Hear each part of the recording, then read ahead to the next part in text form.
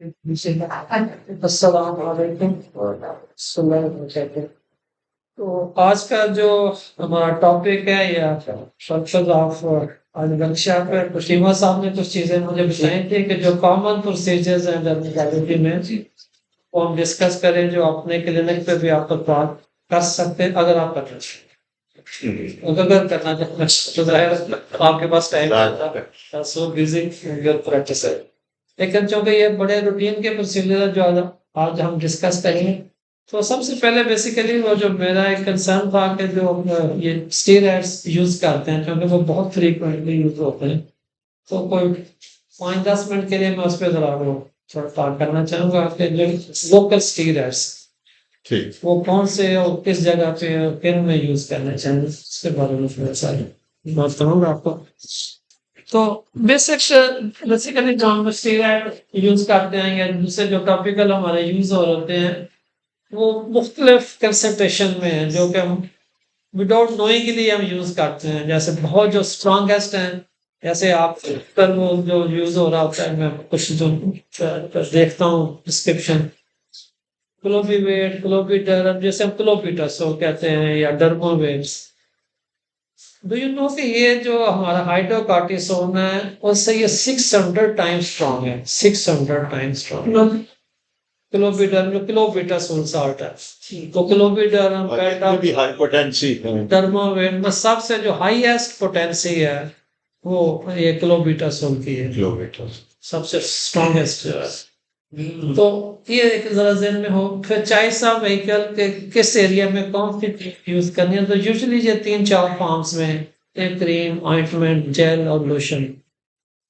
तो जो हेरी एरिया है या इंटरचिजनस एरिया, जो हमारे फ्लेक्सुरल एरियाज हैं, वहां पे आप क्रीम्स यूज करें या लोशन यूज कर सकते हैं। ऑइंटमेंट ना कोशिश करें यूज करें, या मैसी होती हैं और वहां पे बैक्टीरियल इन्फेक्शन के चांस ज्यादा हो। सिमिलरली स्कैल्प में अगर आपने यूज करना है तो उसमें लोशन या जेल का इस्तेमाल करें, ऑइंटमेंट ना करिएगा। तो फ्रीक्वेंसी एप्लीकेशन ये भी इम्पोर्टेंट चीज है कि कितनी दफा लगाना है। जितनी जो स्ट्रॉन्ग स्टीरॉइड्स हैं वो हमारी कोशिश होती है कि वंस 24 आवर्स में यूज करें। अक्सर पेशेंट कहते हैं जो मैं तो डॉक्टर साहब कई दफा लगाया है, मेरी एक ट्यूब रेडियो में कितने चेक खत्म हो जाती है। तो वो जरा ज़हन में रखें कि उनको बताना है कि मैक्सिमम 2 to 3 टाइम इससे ज्यादा यूज ना करें। क्वांटिटी ऑफ एप्लीकेशन ये भी इम्पोर्टेंट है कि कितने हिस्से में आपने कितना लगाना है, क्योंकि उनकी जो कंसंट्रेशन है, खासतौर पर जो हमने ये किलोमीटर की भी बात की, जो गजनल वेट वगैरह है, उनका जो वो नेक्स्ट स्लाइड में मैंने रखा हुआ उनका, कि उनकी अब्जॉर्प्शन इतनी ज्यादा हो जाती है कि जो आपका फिशर सिंड्रोम या fracture of neck of fever reported है। अगर आप पूरे बॉडी पे वो हाई कंसंट्रेशन में लगा रहे हैं तो उनसे वो प्रॉब्लम्स आती हैं। तो ये जो एक फिंगर टेप है, जैसे फिंगर वन फिंगर हम कहते हैं, फिंगर टेप, कोई भी फिंगर टेप, तो ये आपके एक फेस के लिए या एक हैंड के लिए काफी है। तो एडवाइस टू पेशेंट ये भी बहुत इंपॉर्टेंट है। जब भी आपने कोई मेडिसिन देनी है तो उसको जरूर बताना है कि ये आपने 1 हफ्ता, 2 हफ्ते, 3 हफ्ते, 4 हफ्ते कितने देर के लिए लगानी है। क्योंकि अक्सर जो स्ट्रॉन्ग स्टीरॉइड्स हैं, जैसे ये बीटामेथासोल साल्ट है या क्लोबेटासोल है, ये एट्रोफी या स्ट्रेच मार्क करते हैं, प्रोड्यूस करते हैं।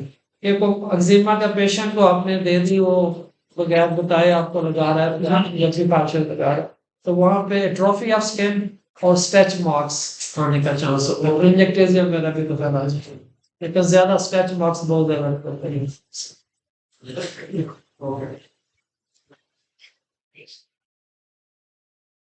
तो ये तो अभी मैं बता रहा था कि जो पोटेंट में हमारा क्लोबेटासोल है, फिर पोटेंट में बीटामेथासोल वगैरह, जिसमें ये बेटनोवेट है, आपका प्रोवेट है, और मॉडरेट में फ्लोफिनोलोन है, मोमेटासोन है, जिनमें कुछ लुपिनोन है वो हाई वेट के रूप से। माइल्ड में ये हाइड्रोकार्टिसोन और फ्रेडनिसोन है। फ्रेडनिसोन में ये आपका एडवांटेज या फ्रेडनिल हो ज्यादा जो वो है, जो माइल्ड में हम लेते हैं। इसमें डेक्सामेथासोल भी है क्या? जी, डेक्सामेथासोल डेक्सामेथासोन एक्चुअली लोकल में नहीं है, वो सिस्टेमिक में है। वो अभी मैं आप चार्ट बनाया उसमें मैं बताता हूँ कि उसकी क्या कंसंट्रेशन जो हाइड्रोकार्टिसोन के क्योंकि स्टैंडर्ड में वो कन्वर्शन का मैं एक चार्ट बनाया, क्योंकि जब भी हम कन्वर्ट करते हैं ना किसी भी स्टीरॉयड को एक से दूसरे में, तो जो स्टैंडर्ड है वो प्रेडनिसोलोन है। जी तो जो प्रेडनिसोलोन के 5 मिलीग्राम है वो किसके बराबर है, वो मैंने चार्ट बनाया। ठीक स्टैंडर्ड प्रेडनिसोलोन को लेते हैं। तो ये खैर मैं बताया कि कुछ ट्रीटमेंट्स हैं, क्रीम्स हैं, लोशन है और जेल्स हैं। तो ये तो क्रीम्स में भी जरा ध्यान में रखेगा कि कुछ वाटर बेस्ड की होती हैं और कुछ आईडी बेस्ड की होती हैं। तो फेस पे जब भी आपने जनरल जो कॉस्मेटिक में भी अगर आप यूज करनी है, या एक्ने प्रोन के पेशेंट आपके हैं, तो एक्ने प्रोन पेशेंट को आपने लाजमी एडवाइस करना है कि जो ड्राई क्रीम्स है या आईडी जो स्किन के लिए जो आपने यूज करनी है वो ड्राई वाली यूज करनी है, यानी वाटर बेस्ड करनी है, ऑयल फ्री। या ऑयल फ्री लिखा जो भी कॉस्मेटिक यूज करना है, चाहे वो लोशन हो, क्रीम हो, बेस्ड हो, लेडीज के लिए पर्टिकुलरली, तो वो ऑयल फ्री या वाटर बेस्ड करना है, क्योंकि वो उससे एक्ने बहुत ज्यादा आने का चांस होता है। अगर आपको थिक लगा रहे हो या बाज़ लोग पेट्रोलियम जेली का शौक रखते हैं, तो उससे वो आपके एक्ने प्रोन जो जिनकी स्किन है उनमें एक्ने आ जाएगी। इवन फॉलिकुलाइटिस, अगर आप गर्मियों में ज्यादा कोई इस तरह के ज्यादा कोल्ड क्रीम यूज कर रहे हैं तो वो फॉलिकुलाइटिस भी आ जाता तो सर ये मिक्स तो करनी पड़ती है ना, है। किसमें? वो पेट्रोलियम जेल में मिक्स करके या यूज करके ही किसको? करते हैं। डायरेक्ट तो क्रीम लगानी चाहिए डायरेक्ट, नहीं, आप उसमें जनरल क्रीम की बात कर रही हैं या मेडिसिन की बात कर रही हैं? नहीं ट्यूब की। ट्यूब की वो डिपेंड करता है ना आपकी कंसंट्रेशन कितनी है या आप किस डिजीज के लिए यूज करना चाह रहे हैं। मतलब जो कुछ डिजीजेस जिनमें ज्यादा हमें वो स्ट्रॉन्ग देनी पड़ती हैं, जैसे लाइकन प्लानस है या कोई पुराना एक्जिमा है, जैसे हम वो लाइकन सिंप्लेक्स क्रोनिकस कहते हैं, जो स्किन रेज हो जाती है, सोराइसिस है, उनमें तो आपको पोटेंट करनी पड़ती हैं। जो यूजुअली जो हम लोग आपका क्वेश्चन है ना कि वैसलीन में मिक्स करने वाला, उसके दो बेसिकली फायदे होते हैं। एक तो है कि थोड़ी क्वांटिटी ज्यादा एरिया में आप यूज कर रहे हो, वरना जो हमारे तो ट्यूब ज्यादा जो 30 ग्राम तक गए हैं, 10 ग्राम से निकल गए, वरना 30 ग्राम से ऊपर तो मिलती नहीं हमारे जो क्रीम है, जितनी मैशमेंट या क्रीम। तो पूरी बॉडी पे जब आप लगाना उसमें मिक्स कर सकते हो, लेकिन अगेन डिपेंड वो करेगा कि आप किस डिजीज के लिए लगा रहे हैं, कितनी कंसंट्रेशन आपको चाहिए। अगर एक्ने पे लगाना हो तो भी वो सोराइसिस में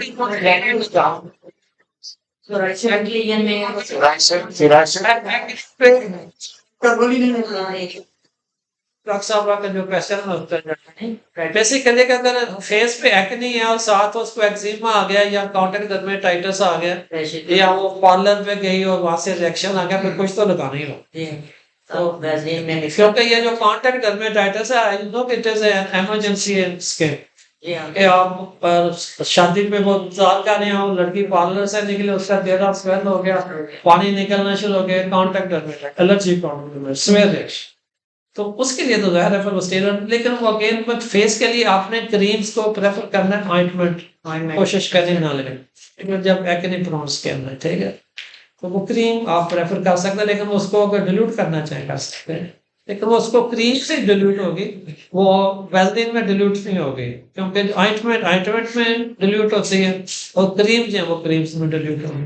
सर इसके अलावा जो एक और प्रिंसिपल था, does it holds true कि if the lien is dry give ointment if the lien is wet give cream. green लेकिन वो एरिया को भी देखना है ना, एज को देखना है और एरिया को देखना है। अगर इंटरजिन या फ्लेक्शुलर एरियाज में है फिर आप ऑइंटमेंट यूज नहीं करेंगे, लेकिन अगर बॉडी पे है, जैसे अभी मैंने एग्जांपल दी कि सोराइसिस है, लाइकन प्लानस है, क्रोनिक एक्जिमा है, उसमें यस ऑइंटमेंट यूज करो।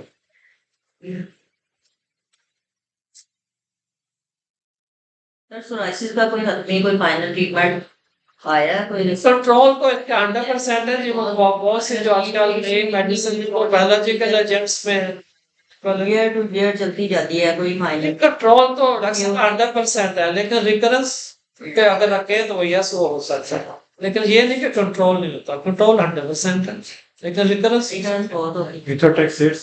मिथोटेक्सेट तो खैर अभी स्टिल वैसे गोल्ड स्टैंडर्ड है, लेकिन ज्यादा आजकल बायोलॉजिकल एजेंट्स एक्सपोजिंग फैक्टर जो है उसको अगर एलिविएट कर दिया जाए तो लॉन्ग टर्म जो है ना रिलेशन हो सकती है सोराइसिस की। अब वो साथ तो जाहिर है वो सारी चीजें बतानी होती है। अच्छा, तो एडवाइस टू पेशेंट इसमें जो अगेन वो जैसे शुरू में मैंने बात की, ये भी इम्पोर्टेंट है कि जो पेशेंट को अपनी इंस्ट्रक्शन देनी ना, वो बहुत इम्पोर्टेंट। तो टाइम तो जाहिर आप लोगों के पास नहीं होता, लेकिन फिर भी कोशिश करें कि कुछ ना कुछ उसको जरूर बताएं। इवन एंटीबायोटिक्स आप दे रहे हैं कि 4 दिन खानी, 5 दिन खानी, कुछ ना कुछ लिखना जरूर है आगे। और वेट एरिया पे जैसे अभी आप बात कर रहे थे, तो वेट एरिया पे जब हम क्रीम लगाते हैं, जैसे मेरे अक्सर दूसरों पे शायद आपने देखा होगा गीले हाथ से लगाएं, उसका मकसद ये होता है कि थोड़ी सी अमाउंट हो और स्प्रेड जो ज्यादा एरिया में कर जाए। तो उसमें एक तो वो कंसंट्रेशन भी इतनी हाई नहीं मिलेगी, और दूसरा वो पेशेंट की इकोनॉमी भी उसमें आ जाएगी। तो ड्यूरेशन ऑफ यूज ये लाजमी बताना है। और स्टेरॉइड जो फेस पे या फ्लेक्स में वो माइल्ड आपके यूज, एक्लूसिव थेरेपी ये अभी कम यूज करते हैं, जो थिक लियन है, जो डॉक्टर साहब ने कहा ड्राई लियन है, जिसमें अगेन सोराइसिस और ये एक्जिमास आते हैं पाँव पे, हाथों पे।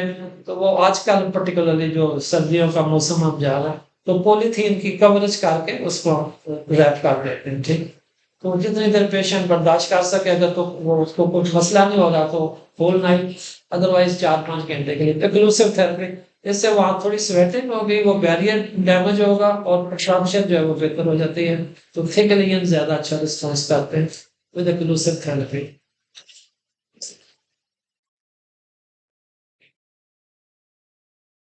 ये कारण छोड़ देते हैं। तो साइड इफेक्ट्स में अगेन वही चीजें आती हैं कि जब आप स्ट्रॉन्ग स्टेरॉइड लगाते हो तो एपिडर्मस डर्मस दोनों की एट्रोफी आती है। खासतौर पे फेस पे अगर आप लगा रहे हैं तो वहाँ पे टेलेंजेक्ट एरिया तक वो रिकॉर्डेड है। और एक बहुत जो प्रॉब्लम आता है वो एक्सेसिव हेयर ग्रोथ आपकी आती है, हाइपरट्रिकोसिस।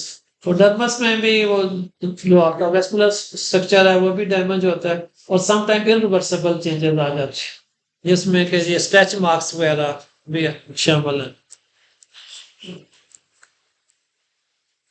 और ये अब अक्सर हमारे दिन में होता है कि हम स्टेरॉइड लगा रहे हैं तो इनसे एलर्जी नहीं रहेगी। तो ये भी एक जरा पॉइंट ध्यान में रखिएगा कि स्टेरॉइड से भी एलर्जी आती है। तो एक तो कॉम्बिनेशन में बाद स्टेरॉइड्स हैं जिनमें जैसे ये वो जी लिखा होता है, प्रोविट जी या बेटोमेट एन नाइट्रोमेट। तो G stand for gentamicin, N stand for neomycin, और जो एफ है that is for fusidic acid. इन तीनों से ना रिएक्शन आता है। नियोमाइसिन में सबसे ज्यादा तो अक्सर होता है कि आपने वो एक्जिमा के लिए बेटोमेट एन या कोई इस तरह की चीज दे दी, तो नेक्स्ट डे आया पेशेंट तो वो और फ्लेयर के साथ आ गया, तो उसमें फिर आपको ये नियोमाइसिन वाला जो साल्ट है वो निकालना होगा, ठीक है। और इवन इनसे अपने तौर पे भी आ सकता है, जैसे हाइड्रोकार्टिसोन में जो रिकॉर्डेड है जो सबसे माइल्ड लेते हैं, तो 4% तक उससे भी एलर्जिक रिएक्शन एक्सेप्ट करता है। और बाकी जो इनके व्हीकल्स होते हैं या जिनकी उनकी बेस बनी हुई है उनसे भी चांस है। उनसे एलर्जी हो जी। तो स्टेरॉइड में ये भी ध्यान में रखें कि इनसे भी एलर्जी आती है, पर्टिकुलरली जब इनमें कॉम्बिनेशन हो।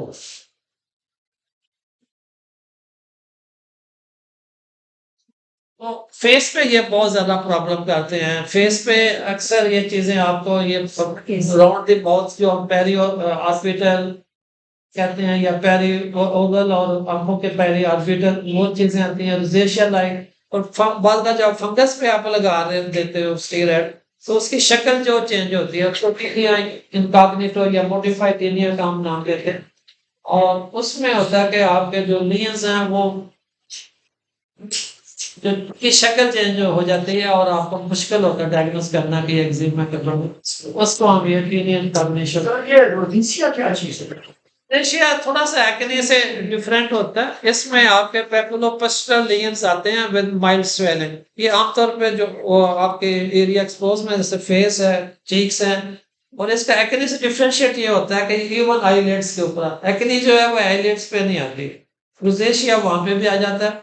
और इसमें थोड़ी सी स्वेलिंग और थिकनेस स्किन की होती है, एडिमा। फेशियल स्टेरॉइड की ही इंफ्लेमेशन है। जी हाँ, लेकिन थोड़ा सा इसमें एडिमा आ जाता है, और इसमें कोई डेफिनेटली जो बहुत प्योरली हार्मोनल होता है, इसका थोड़ा डिफरेंट मैकेनिज्म होता है। और ये आपका स्पाइसी फूड से, एंजाइटी से, इन चीजों से ये एग्रीवेट करता है। ये साइड इफेक्ट्स स्टेरॉइड के देखिएगा, टेलेंजेक्टेसिया और एट्रोफी ऑफ स्किन हुई है। ये पेरी ओरल डर्मेटाइटिस, ये पेरी ऑर्बिटल, एक्ने का ये एक्ने कहा जाती है हाइपरट्रिकोसिस। तो अब मतलब हिस्टोटिज्म तो है ही है जो कि हार्मोनल प्रॉब्लम होता है, लेकिन जो हमारा सेल्फ इंड्यूस्ड डॉक्टर से होता है वो ये हाइपरट्रिकोसिस आता है कि हम स्टेरॉइड लगा रहे हैं अभी डोजेस में, तो उसमें ये चीज आती है। क्योंकि आपको पता है ये जो जितनी वाइटनिंग क्रीम्स हैं दे ऑल कंटेन स्टेरॉइड्स। तो उसमें जब आप ज्यादा यूज करते हो तो इनिशियली क्या होता है कि ये मेलानोसाइट्स को ना प्रेस करते हैं। तो जब मेलानोसाइट्स का तो आपका हल्का सा वाइटनिंग है, तो वो लोग समझते हैं कि ये उससे बेहतर होता है। लेकिन अगर आप कंटिन्यू करेंगे फिर जितनी आप चीजें बता रहे हैं ये एक्ने फार्म रिडक्शन, हाइपरट्रिकोसिस, टर्निक फेलियर, ये सारी ये क्रीमों से ये है।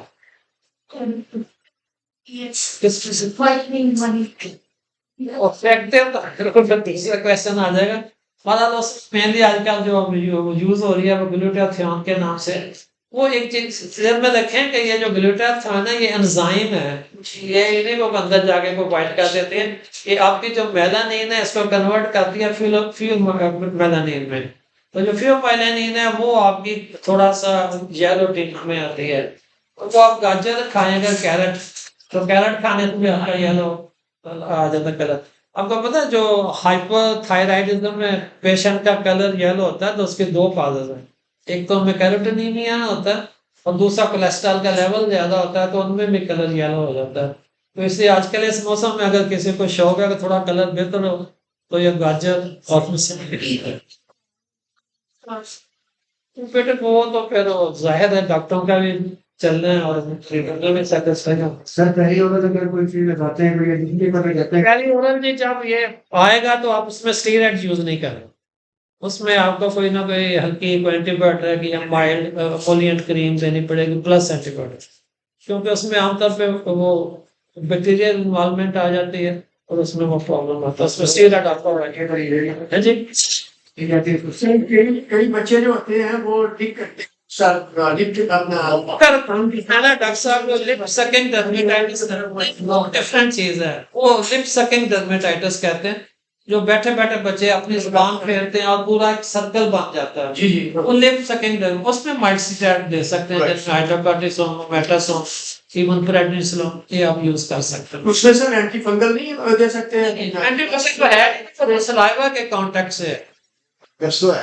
प्लस किलोसिस जो है वो आप सही कह रहे हो, उसमें ऐसा होगा ऐसे गोल चक्कर बना हुआ है। जी बिल्कुल वो फंगस कंफ्यूज कर सकते हैं, लेकिन अगर आप उसको कहो ना जुबान पे तो वो पूरा सर्कल बनाएगा मुंह के ऊपर। बच्चों में तो जो आपके मुंह में अक्सर ये देखते हैं कॉर्नर ऑफ द माउथ पर तो कैंडाइटिस हो सकते हैं और जैसे हमारी फेस है आप अक्सर की, तो उसमें अगर जब रात लेटते हैं तो वो स्लाइवा फाइल निकलता है, उसको ना पर्लिश का नाम बोलते हैं। तो वो कैंडिडल इन्फेक्शन होती है। तो ये चीज यहाँ पे दोनों एंगुलर पेलाइटर या उसको वो पर्लिश कहते हैं, वो कैंडिडा से। इसमें व्हाइटनिंग वाले मेलाटोनिन भी डालने लगे हैं।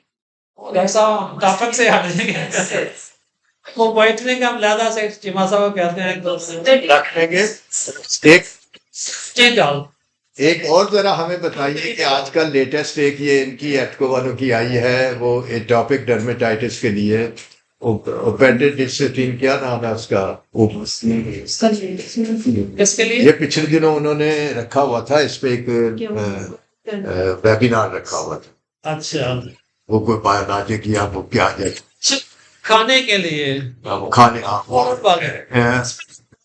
बस उसमें दो ग्रुप्स आजकल बहुत आ रहे हैं। एक जैक इनहिबिटर्स वो बल्कि जैक जेंट भी एक आई है रूमेटॉइड आर्थराइटिस के लिए के नाम से है। तो वो बेसिकली जैसे होता है ना एक चीज को मुख्तलिफ उसमें मेनली जो हम यूज होता है वो आर्थराइटिस और सोराइसिस जैसे बहुत सी जो दवाइयां कॉम्बिनेशन में आ रही हैं। लेकिन ये एटॉपिक इस पे उन्होंने एटॉपिक डर्मेटाइटिस में वो कर रहे थे एलोपेशिया रेटा इसमें, लेकिन कैशन आप में से बताते हैं कि वो चर्चा करके तो आपको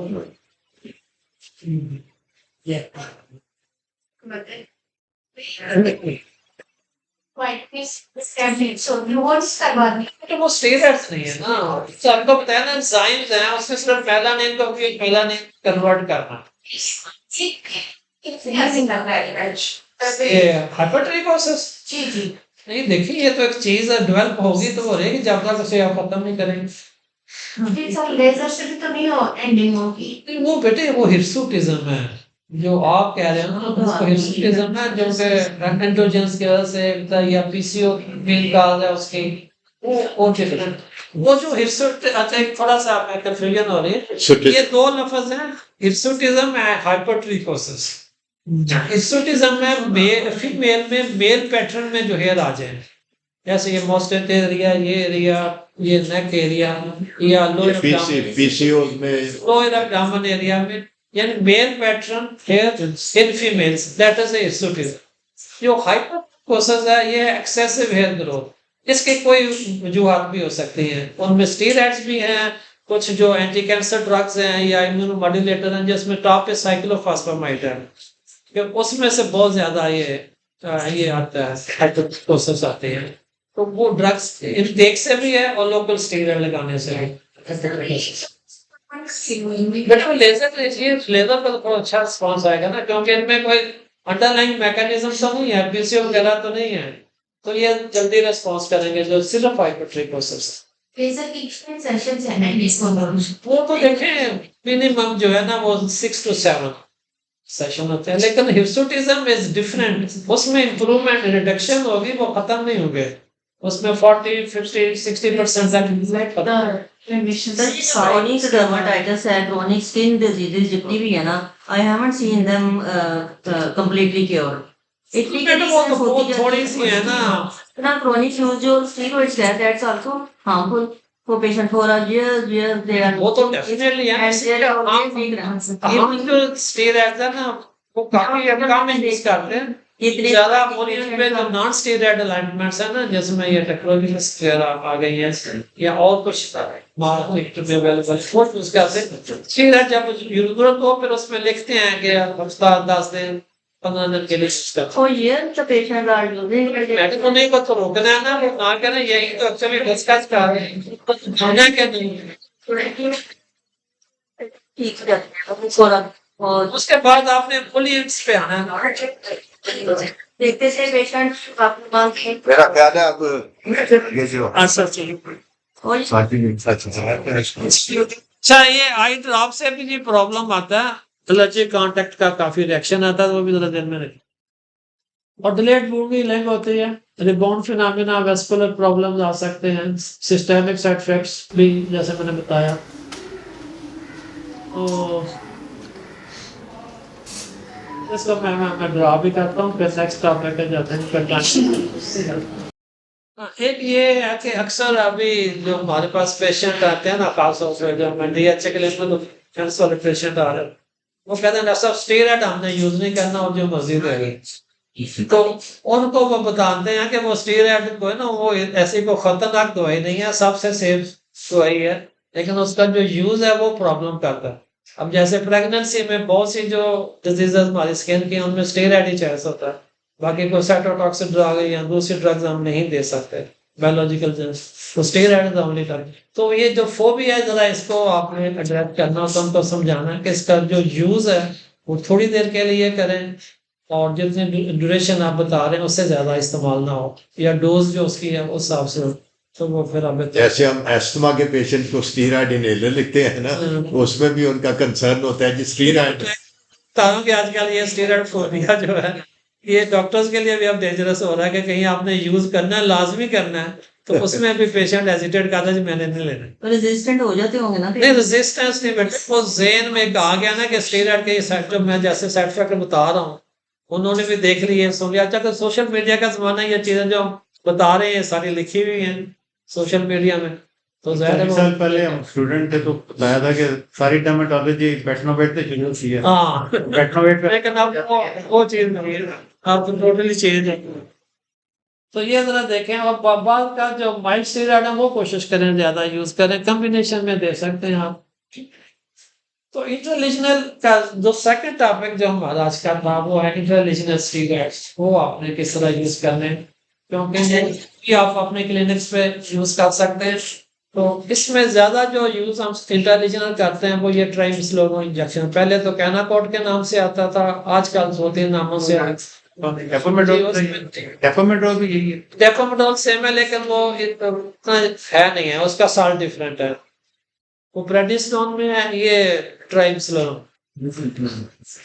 तो ये डिफरेंट साल्ट डिफरेंट है। तो आजकल से है कोई कहना ए के नाम से, कोई इस तरह के 3-4 नाम है जो मार्केट में मिलते हैं, लेकिन जैसे ट्राई एम्सिलोन लिख दिया करें। ट्राइम्सलोनो वो उसमें है कि बेसिकली ये अगर आपने यूज करना है तो आपने खुद ही करना है ना, ये पेशेंट को तो नहीं ऑपरेशन चीज देनी है, तो आपने खुद यूज करना है, क्योंकि ये लॉन्ग एक्टिंग और इसका जो हाफ लाइफ है वो 3 वीक्स तक चलती है, तो 3 वीक्स के बाद इसको रिपीट करना। इसमें जो इम्पोर्टेंट चीज बताने वाली है कि जो इंजेक्शन है, जो ट्राइम्सलोन के जितने भी इंजेक्शन है डिफरेंट कंपनियों के, वो 40 मिलीग्राम पर ml है, 40 मिलीग्राम पर ml। तो वो 40 मिलीग्राम को आपने डिल्यूट करके लगाना है, अदरवाइज वो उसके साइड इफेक्ट्स बहुत ज्यादा रहेंगे। अच्छा अगर बहुत को थिक लियन है, जैसे कीलाइड्स हैं या हाइपरट्रॉफिक स्कार्स हैं, उनमें जो सम प्लास्टिक सर्जन है या कुछ होम्योपैथी वो बगैर उसके डिल्यूशन के भी लगाते हैं, लेकिन वो सिर्फ जहाँ हाइपरट्रॉफिक लीजन्स हैं या कीलाइड्स हैं, थिक लीजन्स।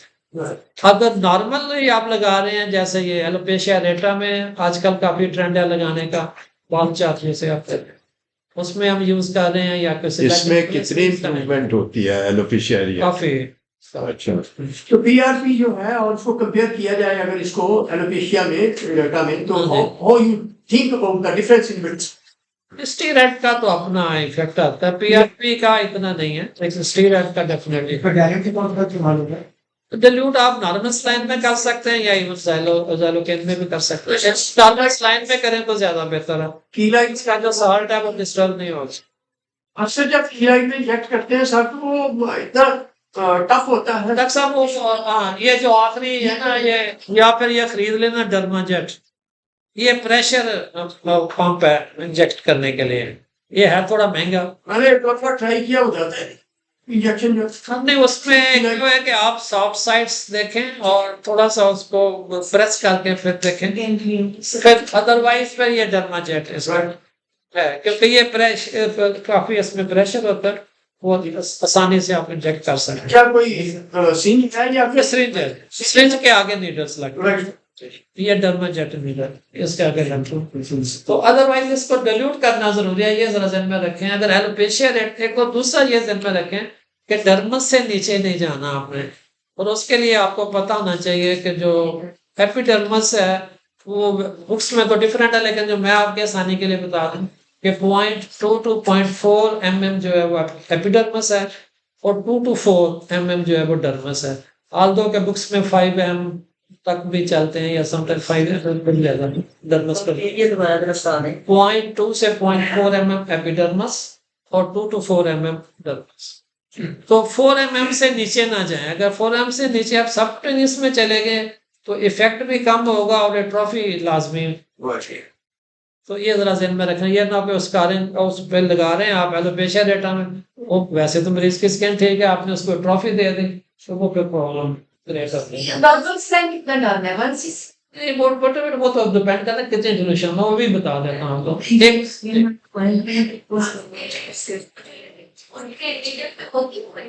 किस पे नहीं बेटे, नहीं अंदाजे से नहीं करना, आपने प्रॉपर उसके यूनिट से लेना है। जैसे देखें ना इंजेक्शन मैंने बताया कि 40 मिलीग्राम पर ml। अगली स्लाइड जी नहीं, लफ्ज तो मैं यूज नहीं कर रहा, 40 मिलीग्राम पर ml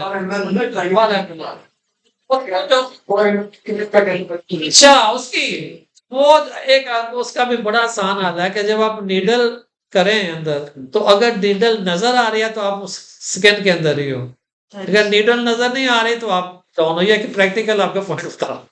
बड़ी मुश्किल से नजर आ रही है। और जाएगी नहीं। नीडल लंबी छोटी नहीं होगी? नहीं इसमें ये जो नहीं है 27 के एज या 30 के एज, ये वाले लेने ना आपने, ब्रेक होती है ये काफी ब्रेक, इंसुलिन थोड़ी सी मोटी होती है, मतलब यूज कर सकते हैं, लेकिन ये ज्यादा ब्रेक 27 और 26 से बारीक होती है जो इंसुलिन बीडी वाली, बीडी वाली फॉर 5 ठीक है तो कर सकते हैं, लेकिन उसके अंदर भी तो भेजना है ना। ये पीछे एक स्टेप पीछे करना है। आगे तो इसमें बेसिकली है कि इसको जो आपने डिल्यूट करना है ना, वो देखें कि 10 यूनिट लें आप उसके इंजेक्शन के, इंसुलिन सिरिंज आपने पकड़ ली तो 10 यूनिट आप उसके ले रहे हैं। तो अगर तो आपने उसको करना है डिल्यूट को 5 मिलीग्राम के करीब करना है तो वो 40 यूनिट्स आपको डालने होंगे नॉर्मल स्लैब, तो वो तकरीबन 5 मिलीग्राम के करीब आ जाएगा या 3 to 5 मिलीग्राम के दरमियान कहीं है। ये जरा देखें, उसको डिल्यूट करना है इंसुलिन सिरिंज में यूनिट्स के हिसाब से, और एक जगह पे जहां आपने लगाना है वो ये आप बहुत जल्दी पहुंच गए। नहीं वो तो एक मिनट ये स्लाइड करना चाहिए। हाँ ये डॉक्टर साहब ये जो होता है ना, ये एक बहुत इंपॉर्टेंट स्लाइड है आप जीपीस के लिए भी खास तौर पे, कि जब भी आपने कन्वर्ट करना है एक दवाई से दूसरी मेडिसिन की तरफ, तो ये स्लाइड के पीछे आप तस्वीर भी ले सकते हैं। स्टैंडर्ड जो है आपकी वो प्रेडनिसोलोन है, ये जो डेल्टा कॉटल है, ये आज का रेपिकॉट के नाम से बड़ी चल रही है, तो ये आपकी स्टैंडर्ड है प्रेडनिसोलोन। रेपिकॉट 30 मिलीग्राम मिलती है, ये 5 मिलीग्राम मिलती है, नहीं करवाऊं ये टैबलेट की बात हो रही है, जी टैबलेट टैबलेट्स की बात टैबलेट की है। एग्जाम में ये स्टैंडर्ड है। हाँ 35 मिलीग्राम 45 है, ये 5 से ज्यादा नहीं होता है। डेल्टा कॉटल, प्रेडनिसोलोन, रेपिकॉट, ये एक दो कंपनियां और हैं। अच्छा ये 5 मिलीग्राम स्टैंडर्ड टैबलेट है। इसको अगर आपने कन्वर्ट करना है तो ये इक्वल होगा 20 मिलीग्राम हाइड्रोकॉर्टिसोन, 4 मिलीग्राम ट्राइमेथासोन जो भी हम बात कर रहे हैं, और 0.75 मिलीग्राम डेक्सामेथासोन, और ये 0.5 जो डॉक्टर साहब कह रहे थे ये बीटा मेथासोन 0.5 मिलीग्राम होगा, और जो डेकाड्रॉन है वो डेक्सामेथासोन है वो 0.75 मिलीग्राम के इक्वल है। तो उसकी जो टैबलेट है वो ये होती है, जो एक टैबलेट डेकाड्रॉन की है वो 0.75 मिलीग्राम की स्ट्रेंथ है उसके, 0.5 मिलीग्राम की मिलती है। वो बीटा मेथासोन की है। नहीं सर, डेक्सामेथासोन की 0.5 मिलीग्राम की टैबलेट मिलती है, लूज मिलती है। वो लूज में शायद वो में तो करते करते हैं हो, उसको। तो बस ये आपने जरा एक चार्ट को ध्यान में रखना है कि इस हिसाब से आपने कन्वर्शन कर सकते हैं अगर एक साल से दूसरे साल में हम जाना चाहते हैं, क्योंकि आमतौर पे हमारा जब वो यूज कर रहे होते हैं हम डेकाड्रॉन इंजेक्शन को, जो हमारी सीरियस डिजीज हो जैसे पेम्फेगस या स्टीवन जॉनसन सिंड्रोम वगैरह, तो वो हम दे रहे होते हैं हाई डोजेस में। तो एक इंजेक्शन जो डेकाड्रॉन का है 4 मिलीग्राम वाला वो इक्वल है 27.5 मिलीग्राम, 27.5 मिलीग्राम आप प्रेडनिसोलोन, तो यानी उसकी 5.5 एक टीका 5.5 गोलियों के बराबर है। तो जब आपने टीके से गोलियों पे आना है तो वो हिसाब से फिर गोलियों को आपने एडजस्ट करें। तो एक वक्त में पॉइंट एक स्पॉट पे जहां आप लगा रहे हैं तो 0.1 से 0.2 ml से ज्यादा नहीं आपने इंजेक्ट करना। लाइफ को भी असर आता है जी फैक्ट इंटरनेशनल का विटिलाइगो पे कोई खास नहीं रिजल्ट है, क्योंकि वो तो ऑलरेडी पहले ही वहां पे है, आपके मेलानोसाइट खत्म है, अपने स्टेरॉइड दिए और खत्म हो जाएंगे। तो इसके कीलाइट में भी 0.1 to 0.2 ही ml जो है इंजेक्ट करना नहीं है। वो तो डिफरेंट है, डिपेंड करता है ना उसके साइज में। साइज में। पर एक साइड पे जब आपने करना है तो इतना करना, एक side। दूसरी साइड तीसरी साइड, जैसे हम एलोपेशिया एरेटा में उसकी 4 5 6 साइड्स पे लेते हैं। ठीक है कंफ्यूज कर दिया इसको भी। तो इसके इंडिकेशन में alopecia areata, keloid, lichen planus, vitiligo, psoriasis, cystic acne, LE में हम यूज कर सकते हैं। नेक्स्ट जी बाकी जो उसके साइड इफेक्ट्स हैं वो ट्रॉफी आ सकती है और ल्यूकोडर्मा भी आ सकता है। अच्छा ये जो अब दो लफ्ज बोलेंगे विटिलाइगो, ल्यूकोडर्मा और एल्बिनिज्म, ये अलग-अलग लफ्ज है। जो विटिलाइगो है वो ऑटोइम्यून डिजीज है, ठीक, और इसकी एसोसिएशन है विद थायराइड, डायबिटीज और बहुत सी जो ऑटोइम्यून डिजीजों के साथ। जो ल्यूकोडर्मा है ये सेकेंडरी डिपिगमेंटेशन होती है, जैसे कोई चोट लगी, रगड़ लगी या हमने स्टीरॉइड यूज किए तो वहां से स्किन वाइट हो गई, या यहाँ अब वो जो एक नोड्यूल्स बनता है जिसका ऑपरेट करते हैं तो उसके वो सारा वाइट आ जाता है।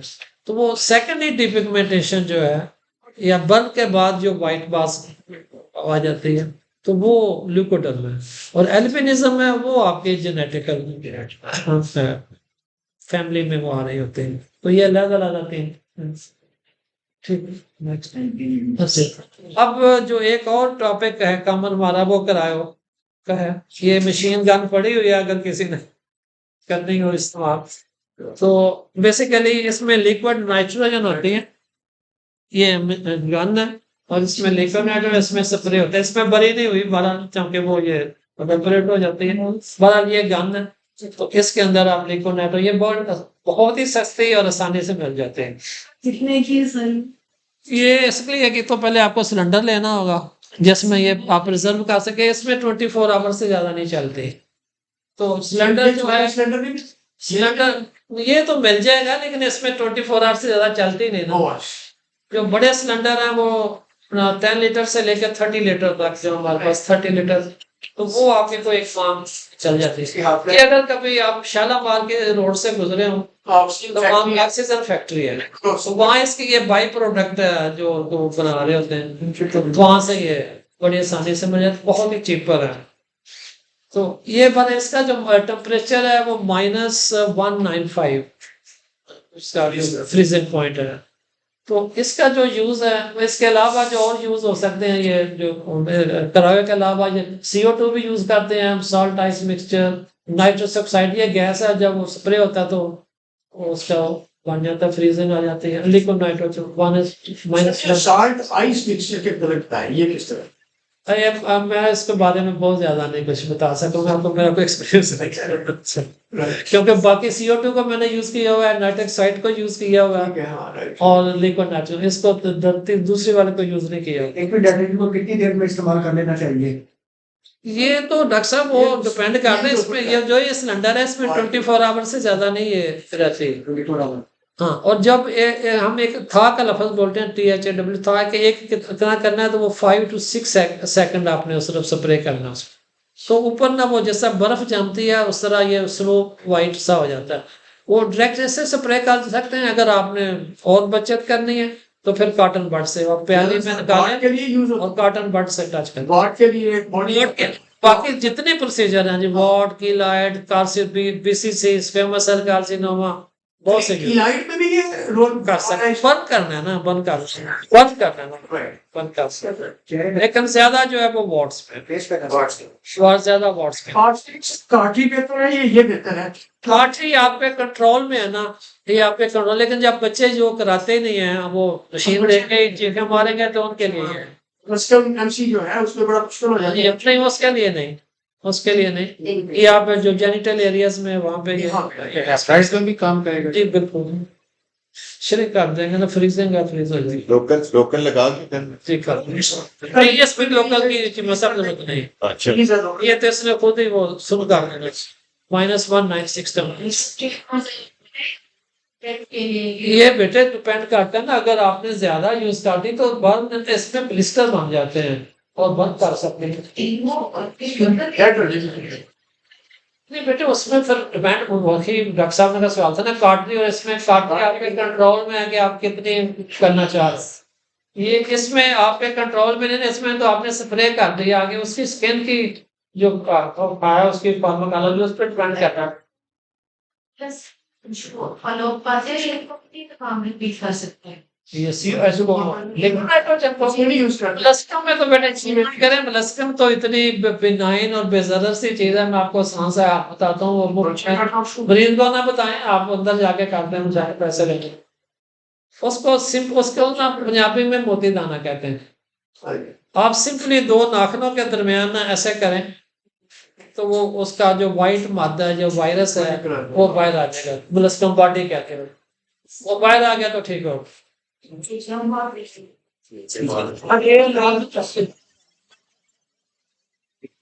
इंग्लैंड से सीखा है, साफ वो मलस्कम बॉडी बाहर आ जाएगी, वो ठीक हो गया, बस स्प्रे लगाते हैं। आपको मरीज ने आपसे सेटिस्फाई नहीं होना, लेकिन मेरे सारे पेशेंट को मैं यही बताता हूँ कि ये आपको मैं दिखा रहा हूँ, घर में जाके 10 मिनट में इसको कर सकते। अगर आपने नहीं करना फिर उसकी एक ऑप्शन है कि नेल पॉलिश लगा दें ऊपर।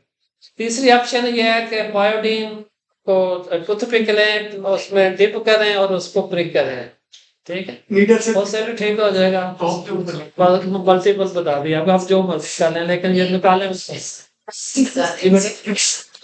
तब ठीक हो, ठीक हो गया, ठीक है।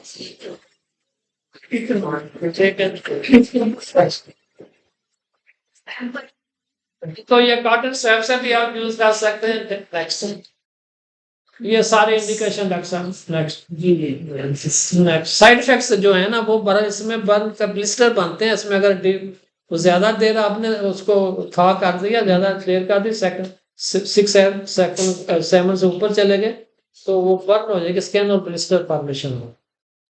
तो ये भी जरा देंगे फेस पे, ये कॉन्ट्राइंडिकेट, फेस पे ना यूज करें। सर काटली जो है ना बड़ी इफेक्टिव है, उसमें काटली तो आपके डॉक्टर कंट्रोल में है ना, उसमें ना चले नेक्स्ट करो, चले ये काटली आ गई आपके। तो मैं करता हूँ ना कि ये बेटा, ये वो उसमें बेटे सेम मशीन से ही होगा। ये मशीन पड़ी है, इसका मैं आपको तरीका बता देता हूँ कि फल्गरेशन किस तरह करनी है, काटली किस तरह करनी है, डेसिकेशन किस तरह करनी है और सेपरेशन किस तरह करनी है। चारों पांचों इसी एक छोटी सी सुई के साथ आप कर सकते हैं। तो ये आमतौर पे ये वाली जो हाई फ्रीक्वेटर है ये यूज हो रही है मशीन आजकल, पता नहीं कोई 2.5 लाख 2-2.5 लाख के करीब है। पुराने जमाने में बहुत सस्ती होती थी, आजकल महंगी हो गई। तो ये मशीन है और इसके आगे वो डिफरेंट नीडल। अब एक इंटरेस्टिंग चीज कि जब ये लेजर नहीं थे तो इसी से हम हिप्सोटिज्म को भी करते होते थे, और आजकल स्टिल जो व्हाइट बाल है वो हम इसी से करते हैं, व्हाइट बाल, क्योंकि वो लेजर से हिट नहीं होते और इसकी वो स्पेशल नीडल्स होते हैं, वो बहुत ब्रीक होते हैं। व्हाइट बाल हमने तो वो रखी है ना जी बुजुर्गी के लिए। व्हाइट जो है जी इसे जी एपिलेशन कहते हैं ना इसको। तो जब मतलब 90 से पहले हम इसी से हिर्सुटिज्म को इसी से डील करते होते थे। तो ये बार बहुत ब्रीक नीडल्स हैं, तो ये आगे लगा के इसी मशीन के आगे, ये नजर भी नहीं आ रही होगी, तो ये वो व्हाइट नीडल के लिए। ये सोच रहा है नहीं बेटे, इससे एपिलेशन का लफ्ज जो ना व्हाइट हेयर को जो रिमूव व्हाइट। अभी जो काटरी की टिप लगी हुई है वो तो ये वाली है, ये टिप लगी हुई, ठीक है, ये काटरी की टिप वो नीडल्स के लिए है, वो नीडल्स के लिए अपना वो उसके एपिलेशन के लिए, वाइट हेयर के लिए जो हम यूज करते हैं। लेकिन स्टिल कुछ सेंटर पे इवन हिप्सोटिज्म का ट्रीटमेंट भी इससे करवाते हैं, लेकिन उसमें स्कारिंग का प्रॉब्लम होता है और पेनफुल प्रोसीजर है। सारी नोजल। तो काटरी पे हम आते हैं, ये चूंकि आसान है, ये आप अपने क्लिनिक पे भी यूज कर सकते हो क्योंकि इसकी इंडिकेशंस काफी हैं। तो प्रिंसिपल जो इसमें है वो 3 डिफरेंट है। नेक्स्ट, ये मशीन आपको दिखा दी, ये वाला है कि इलेक्ट्रोफल्गरेशन, इलेक्ट्रोडेसिकेशन, इलेक्ट्रोकोगुलेशन और इलेक्ट्रोसेक्शन, ये 3 फंक्शन इसी एक नीडल से एक मशीन से आप ले सकते, ठीक है। तो फल्गरेशन नेक्स्ट ये फल्गरेशन है। फल्गरेशन सिर्फ यह है कि आप टच नहीं कर रहे उसको, तो मतलब ये आपकी मशीन आपने पकड़ी, टच नहीं कर रहे इसको, फ्यू सेंटीमीटर आपने ऊपर रखना, जैसे कि वहाँ स्लाइड में भी नजर आ रहा है। तो इसमें से जो वो शोला निकलेगा, इसका 2 फायदे होते हैं कि ये एरिया ज्यादा कवर करेगा और जो सुपरफिशियल है ना वो इसे आप बंद कर सकते।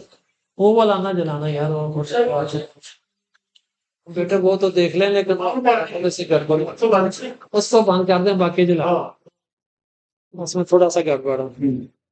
तो ये वाली आपने फल्गरेशन करनी है, अगर करनी है टच नहीं करना। तो रेस निकलेगी सर इसमें से? हाँ जी, वो निकलेगा, एक्चुअली वो डिपेंड करता है ना आप कहाँ पे वो कर रहे हो, तो इसमें निकलेंगी वो करेंगे। ये देखें ना, जैसे ये इसमें वो शो किया हुआ है, तो ये फल्गरेशन है। तो इसमें फल्गरेशन है, और जब आपने डेसिकेशन करनी है या जैसे हम कॉटरी का लफ्ज बोलते हैं वो अपने टच कर रहे हैं, तो फल्गरेशन आप जो प्लेन वार्ड्स आते हैं या जो छोटे छोटे निवाई हैं या कॉम्बिडोन्स को अगर आप करना चाहें उनको नहीं, ट्रांजेक्टेजिया ट्रांजेक्टेजिया लेजर के साथ जी, वो लेजर के साथ है।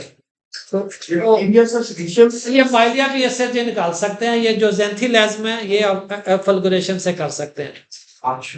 ये जेंथिलेज्म के बारे में आपको पता होगा कि ये जो मैं जो पेशेंट को बताता होता हूँ कि जो अल्लाह के नेक बंदे हैं उनको इंडिकेशन है या तो कोलेस्ट्रॉल बढ़ गया या बढ़ जाएगा। तो उनका कोलेस्ट्रॉल लाजमी कराना है, जिनमें भी ये ज़ैंथिल जिनमें ज़ैंथिल तो ये टिपिकल ज़ैंथिल की। तो ये भी आप फल्गुलेशन से, और जो मोलस्कम का हम बात कर रहे थे, अगर वो आसान तरीके नहीं करने तो फिर कार्ट्रेज और फल्गुलेशन से भी आप उसको कर सकते।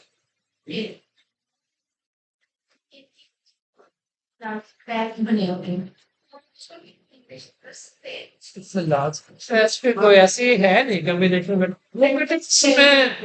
नेबर्स कुछ होते हैं, लेकिन माइलिया का जरूरी नहीं है, लेकिन कॉम्बिनेशन आ सकता है कि एक ही फेस पे माइलिया भी हो, मेलानोमा भी हो, लेकिन कोई ऐसे बेटा वो तो मैं बता रहा हूँ ना, कॉम्बिनेशन में जब मतलब अगर किसी का कुशन गाइड है, कोई स्टेरॉइड पे है, वो उसमें माइलिया ने लाजमी आना ही आना है, उसको अगर साथ मेलानोमा भी हो गया तो वो दोनों कॉम्बिनेशन में आ जाएंगे, लेकिन ट्रीटमेंट सेम हो रहेगा, ट्रीटमेंट चेंज नहीं होगा। बिल्कुल कर सकते हैं। तो डेसिकेशन में आप जो ना वो जो करंट जा रहा है आपका, वो डर्मस तक जा रहा है और इसमें डीपर जाना है, लेकिन इसमें 2-3 चीजें ज़हन में रखनी है कि ज्यादा आपने लालच नहीं करना कि एक ही वक्त में आप सारा खत्म कर लें, क्योंकि फेस पे पर्टिकुलरली अगर आप कर रहे हैं तो उसमें खुदा खासा स्कारिंग आ गई, डीप बर्न हो गया, तो वो फिर आपको उसका भुगतना पड़ता है। तो पाँव पे है, आप जो उतना मर्जी जोर लगा के कर लें कोई मसला नहीं है, क्योंकि वो थिक एपिडर्मिस है आपकी। और ये जो वॉट्स हैं ये भी इंटरेस्टिंग आपके लिए कि ये सिर्फ एपिडर्मिस तक होते हैं, ये डर्मस में नहीं होते।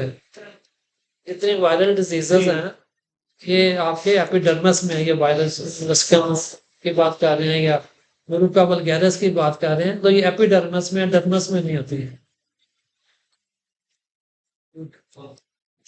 तो होम्योपैथी पे थूजा सुना काम थूजा 30 काफी इफेक्टिव है जी, वो झाड़ू जैसे इफेक्टिव है इस तरह थूजा 30। इसमें जो साइकोथेरेपी ना असल में उसका बहुत बड़ा रोल है।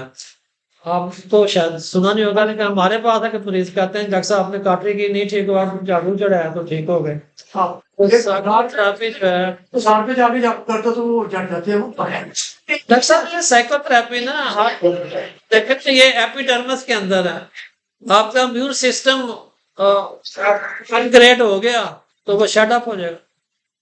ये सिर्फ पाकिस्तान में नहीं है, ये आप बाय द वे ये ऑल ओवर द वर्ल्ड है। ये झाड़ू वाला जो है वो झाड़ू में डिफरेंट तरीके से है, लेकिन ये ऑल ओवर द वर्ल्ड है।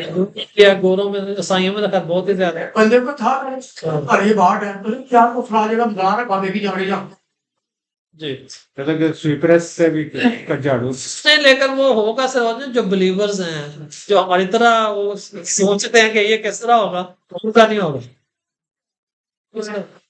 एक तो झाड़ू है पहला,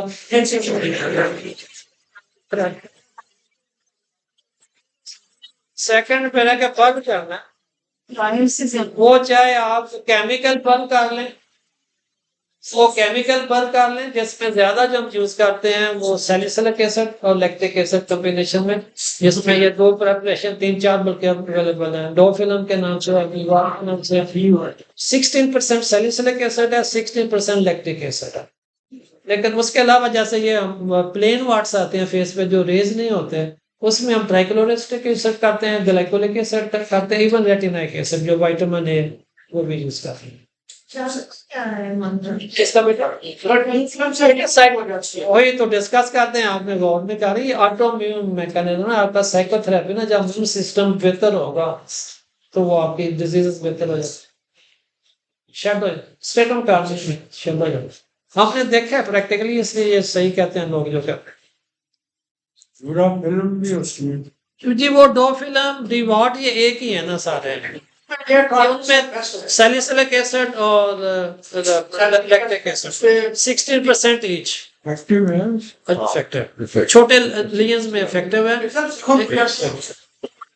हमारा डिग्रेस भी हो जाती है उससे। नहीं डॉक्टर साहब वो उसका तरीका होता है ना, अगर आपने प्रॉपर तरीके से करेंगे तो इफेक्टिव। उसका तरीका ये है, मैं चले बता देता हूँ कि आपने रात को लगाना, दिन में नहीं लगाना, और पहले पाँव को 3-4 मिनट के लिए पानी में डिप करना है, या हाथ जहाँ भी जो सख्त से हैं, तो जब वो वेट हो जाए तो उसको थोड़ा सा रब करना है, वो स्टील जामे से कर लें, दूसरे जब भी कर लें, और फिर वो मेडिसिन लगानी है, लेकिन medicine only on the lesions लगानी है। उसमें यह है कि या तो साइडों पे वैसलीन लगा लें, या कपड़ा कागज लेके उसमें सुराख करें, रख के तो सिर्फ सुराख के अंदर दवाई लगाएं। कि जो एडजेसेंट स्किन है उसमें अगर एडजेसेंट स्किन पे लगेगी, फिर जो डॉक्टर साहब कह रहे हैं वो आएगा, गल जाएगी, वो बर्न हो जाएगी। तो सुबह उठ के जो आपको ऊपर व्हाइट है उसको फिर रब करना, तो रब करना लाजमी है डिवॉट के साथ या डो फिल्म के साथ। अगर आप रब नहीं करेंगे फिर नहीं होगा। कितने से लगाते हैं? काम में कर लें या जैसे मौसम है उस जैसे गर्मियों में तो जरूरी है आजकल रहा उसमें सब पेशेंट को इंस्ट्रक्शन सॉफ्ट करना मकसद है उसका कि सॉफ्ट हो जाए तो आप रब कर लें और दवाई नहीं। फेस में जरूरत नहीं है, फेस में चौके आपकी एपिडर्मिस बहुत थिन है ना, तो इसकी जरूरत नहीं है। ये तो सिंपली एक दफा के काटे से आपका खत्म है। पाँव वाले का मसला पड़ता है, वो बात का 2 दफा 3 दफा। उसमें सर ये प्रेशर पॉइंट बनते हैं और पेशेंट को इंस्ट्रक्शन करना बहुत अच्छा, एक जो चीज है ना केलोसिटीज, इनको जरा ध्यान में रखिएगा कि ये वर्ड्स या कॉर्न ना कहा करें। सिर्फ देखें कि जो प्रेशर पॉइंट्स हैं, एक तो जो तंग जूतियां, एड़ी वाली जो जूतियां आप इस्तेमाल करते हो, तो जो पाँव का अंगूठा है उसकी राइट साइड अंदर की साइड और छोटी उंगली की बाहर की साइड, यहाँ पे वो बनती हैं सख्त इलास्टिक्स, ठीक है। और सम टाइम वो कॉर्ड की शक्ल भी इख्तियार कर लेते हैं। और पाँव पे ये जो आपका फुट पैड है यहाँ पे बनेगी, सम टाइम एड़ी पे होता है लेकिन वो रेयर होते हैं, ज्यादा ये फुट पैड पे और उंगलियों की साइडों पे ये बनती है। तो उनको वो जूते को अवॉइड करवा लें तो ठीक है। ये यूज पाम पे भी इफेक्टिव? दो फिल्म, हाँ जी, हाँ पाँव पे तो इफेक्टिव, ये पाम पाँव पे भी इफेक्टिव है ना। इतनी थिक स्किन है, थिक स्किन तो सिर्फ पाँव की है, ठीक। ज्यादा जो हाईएस्ट थिक है, जो सबसे कम थिक है वो आपकी आईलेट है। द थिकनेस जो है आईलेट है और थिकनेस एपिडर्मिस। छाइयां का हाल बताते हैं, चले जी छाइयां पे आते हैं, चले। अच्छा, ये इलेक्ट्रोकैगुलेशन, इसमें ये एडवांटेज है कि आप कहीं कॉटरी कर रहे हैं, ऑपरेट कर रहे हैं, इवन लेडी डॉक्टर्स, तो वो इससे आप उसको कैगुलेट कर सकते हैं, ब्लीडिंग खत्म हो जाएगी। कहीं ब्लीडिंग नहीं रोक रही, कॉटरी करें ब्लीडिंग रुक जाएगी, कैगुलेशन हो जाता है। ऑपरेशन वाले तो खैर साथ भी रखते हैं, लेकिन नॉर्मली भी आप कर सकते हैं, ठीक है। नेक्स्ट, इलेक्ट्रो सेक्शन, कुछ सेक्शन काटना है तो वो पूरा आप काट सकते हैं, जैसे कुछ चीज है नोड्यूल्स वगैरह से काटना चाहते हैं। और ये जो आपका पियर्सिंग होता है इसमें भी आप यूज कर सकते हो, एयर पियर्सिंग के लिए। अगर क्लिनिक्स में अगर ये आपने पैसे कमाने हैं तो एयर पियर्सिंग कर सकते हैं काटने से। बहरहाल इसके जो रिक्स हैं कि अगर किसी का पेस मेकर है तो उसको नहीं अपना काटरी कर सकते आप। किसी को स्कारिंग अपना वो टेंडेंसी है कि कील हेड बनता है या स्कार बनते हैं, उसमें यूज नहीं करना। और स्पिरिट का इस्तेमाल नहीं करना, ये बहुत इंपॉर्टेंट है। स्पिरिट का इस्तेमाल नहीं करना। जब काटरी करनी है तो वेट पानी से स्वैब से आपने साफ करके काटरी करनी है। अगर स्पिरिट से कर लिया उसने आग पकड़ लेनी है और प्रॉब्लम आ जाए। स्पिरिट कोई भी इस्तेमाल, मिथाइल कोई भी जो overnight है। स्पिरिट ना अल्कोहल भी, अल्कोहल स्वैब भी नहीं करना। ये क्योंकि ये वाकया हो चुका है, जनरल से प्रोफेसर गुलाम शबीर साहब का नाम उसमें कई फाइट्स रहते हैं उसको इनपुट मैं जो है उसमें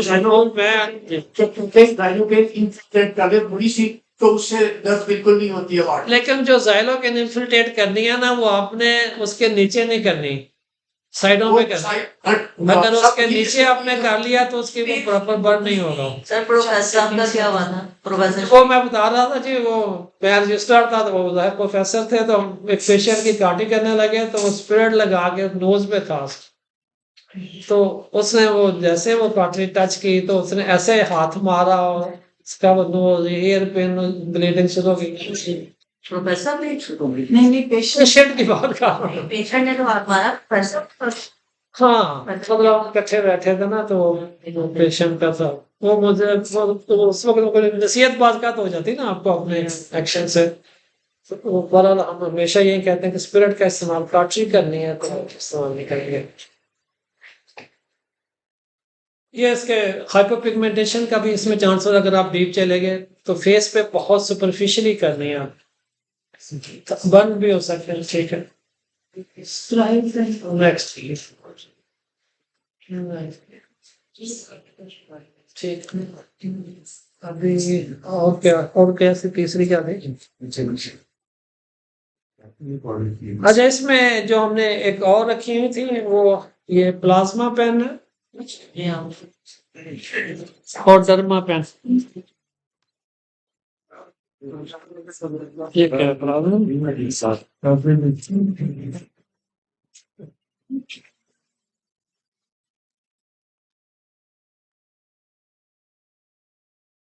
ये एक छोटी सी मशीन है, तो इसमें अगर वो प्लाज्मा आर कहते हैं जी बनते हैं, कोई गैसेस वहां आती हैं और फाइब्रोब्लास्ट जो है वो एनहांस होते हैं। तो बेसिकली इसके मल्टीपल पर्पज हैं। एक तो इससे आप कांटे का भी काम ले सकते हैं, जैसे को माइलिया या एम्बुलस्कम का बेटी कह रही थी, तो एम्बुलस्कम इससे आप बंद कर सकते हैं आसानी से। ठीक है, तो कुछ छोटे निभाई है वो आप इसके साथ बंद कर सकते हैं। ठीक है, तो ज्यादा जो इसका जो आप पढ़ोगे अगर वो उसमें लिटरेचर में, तो वो रिजुविनेशन के लिए यूज करते हैं। छोटा छोटा वो पूरे फेस पे, या रिंकल्स जो माइल्ड रिंकल्स हैं वो इससे इम्प्रूवमेंट आती है। लेकिन हम जो अक्सर है वो बच्चों में यूज करते हैं इसको फाइलिया के लिए, मॉट्स के लिए, प्लेन मॉट्स के लिए, या कुछ छोटे निभाई हैं उनके लिए। तो ये प्लाज्मा पेन का ये इफेक्ट है। नहीं, ये टच करना पड़ेगा, ये टच, वो फल्ग्रेशन में टच नहीं है, इसमें पेन इसमें कम, पेन इसमें कम। इसमें भी नीडल की मुख्तलिफ साइज होंगी जी, नीडल्स इसके मुख्तलिफ है। ये एक्चुअली फाइब्रो, इसका मैकेनिज्म जो है ना, वो कहते हैं कि प्लाज्मा आर्क बनती है वहां पे जाके आपके जो स्किन के फाइब्रोब्लास्ट है आपका कोलेजन, वो स्टिमुलेट होता है, और स्टिमुलेट होने से वो फिर जैसे न्यूक्लियस होते हैं, न्यूबॉर्न होते हैं, उनमें भैया होता है, तो उसको उसकी यूज कर सकते हैं इसको। नहीं, जरूरत नहीं होती लीव इट एज सच। जो न्यू बॉर्न की बहुत सी डिजीजेस है ना, उसको लीव एज सच। मसलन जैसे ये डेंड्रोक्रेडल कैप है, वो तो है, उसमें 5-6 माह वो आजकल जो ज्यादा प्रॉब्लम आ रहा है ना आजकल, जी वो होता है कि माँ इतना लपेटती हैं उसको कि वो बिलियरा रूबरा बनता है, यानी जो पित्त की शक्ल है वो बनता है। फेस की मैं बात कर रहा हूँ, नेक पे, फेस पे जो आप कह रहे हैं ना, माइलिया से ज्यादा वो बिलियरा रूबरा बन रहा है। वो हीटअप, कमरा हीटअप होता है, लपेटती हैं तो वो सारे यहाँ छोटे छोटे फॉलिकल या पस्ट्यूल्स बन जाते हैं, वो कपड़े उतारे वो ठीक हो जाते हैं। माइलिया बन सकता है, लेकिन उसको लीव एज सच वो खुद ही